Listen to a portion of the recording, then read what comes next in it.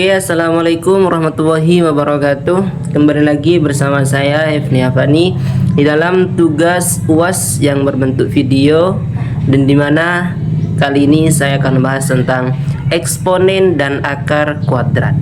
Jadi sebelum lanjut kepada video selanjutnya, jangan lupa like, komen, dan subscribe, dan jangan lupa tombol loncengnya dinyalakan juga agar bisa menerima info terbaru dari saya. Oke, yang pertama kita akan membahas tentang operasi kebalikan atau inverse operation. Kita belajar bahwa operasi bisa membatalkan operasi lain. Misalnya penjumlahan itu bisa dibatalkan dengan pengurangan. Yang kedua adalah perkalian bisa dibatalkan dengan pembagian, dan yang ketiga yang akan bahas kita sekarang yaitu begitu juga dengan pangkat, kebalikannya adalah akar. Jadi operasi kebalikan itu bisa membatalkan operasi lain gitu. Jadi contohnya jika ada penjumlahan itu bisa dibatalkan penjumlahan tersebut dengan pengurangan. Yang kedua, perkalian, jika ada perkalian itu bisa dibatalkan dengan pembagian. Dan sekarang yang kita akan bahas adalah jika ada suatu pangkat itu bisa dibatalkan dengan akar, seperti itu. Contoh sederhana, 4 pangkat 2 itu kita tahu bersama bahwa 4 pangkat 2 itu adalah 4 yang dikalikan ulang sebanyak 2 kali. Jadi 4 kalau dipangkatkan 2 artinya 4 dikali 4, dan itu hasilnya adalah 16. Sekarang jika kita ingin membalik prosesnya dari 16 kembali ke 4, kita menggunakan operasi akar tersebut. Jadi akar dari 16 ini adalah 4 gitu. Selanjutnya yang nomor 2 kita akan membahas simbol akar. Untuk melakukan operasi akar, kita menggunakan simbol khusus yang disebut tanda akar atau radikal. Simbol ini terlihat agak mirip tanda pembagian, tapi sebenarnya berbeda. Tanda akar memiliki bentuk seperti tanda centang panjang, bukan garis lurus seperti pembagian. Kalau di bahasa Maduranya itu dinamakan tong songot pembagian itu. Tapi kalau akar ini beda bentuknya, seperti centang. Nah, centang dan panjang. Kalau pembagian itu lurus langsung panjang, seperti itu.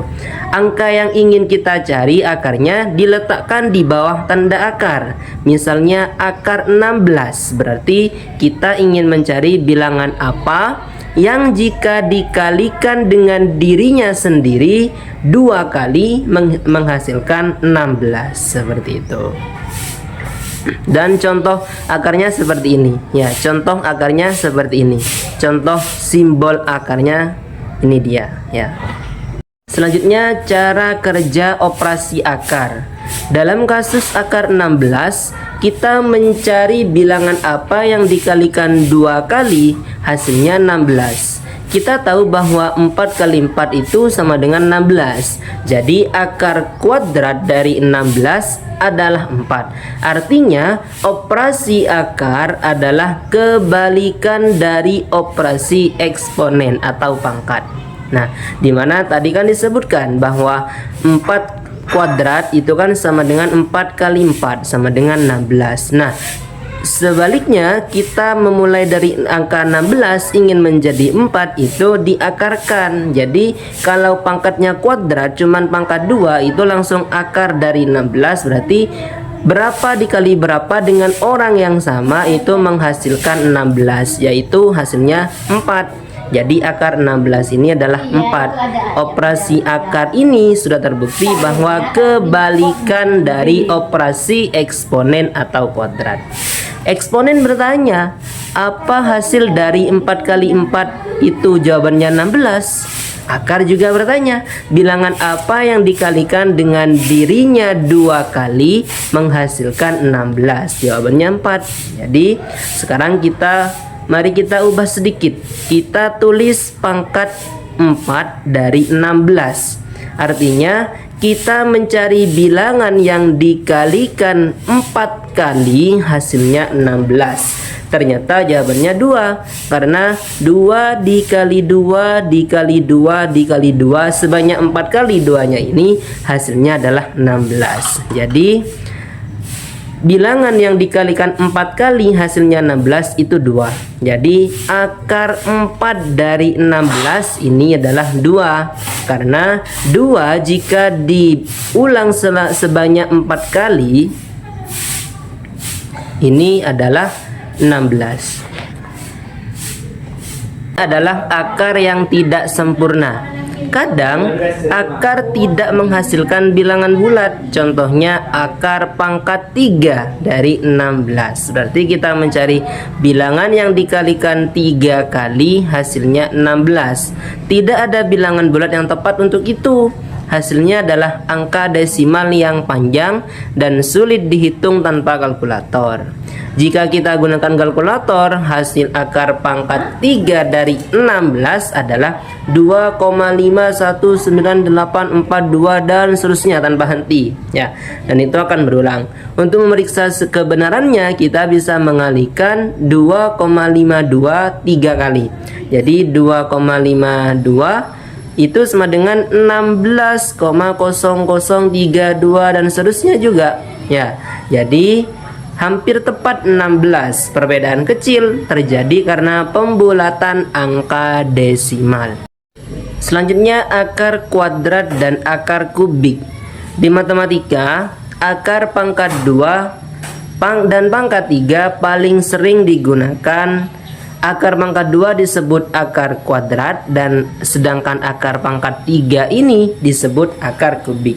Karena akar kuadrat sangat umum, tanda akar tanpa angka kecil di depannya, misalnya akar 16 ini, secara otomatis berarti akar kuadrat atau akar pangkat 2. Jadi kita bisa mengartikan bahwa kalau akarnya tidak ada angka kecil di atasnya, di sampingnya ini angka kecil, berarti itu disebut akar pangkat 2 atau akar kuadrat. Jika ada angka di atasnya, di sebelahnya ini, di sebelah akar ini 3, 4, 5 dan seterusnya, berarti itu artinya akar pangkat 3. Kalau 3, kalau ada tulisan 4-nya berarti akar pangkat 4. Begitu seterusnya. Jadi akar 16 ini artinya akar kuadrat dari 16. Di sini ada angka 3-nya, jadi akar pangkat 3 ini adalah bisa disebut dengan akar kubik. Akar kubik dari 8 gitu artinya. Dan yang terakhir ini akar pangkat 4 dari 16. Kenapa begitu? Karena di samping akarnya ini ada angka 4. Jadi akar pangkat 4 dari 16 ini gitu artinya, ya. Selanjutnya bilangan kuadrat sempurna. Akar kuadrat sering mudah ditemukan jika bilangan tersebut adalah kuadrat sempurna. Kuadrat sempurna adalah hasil dari bilangan bulat yang dikalikan dengan dirinya sendiri.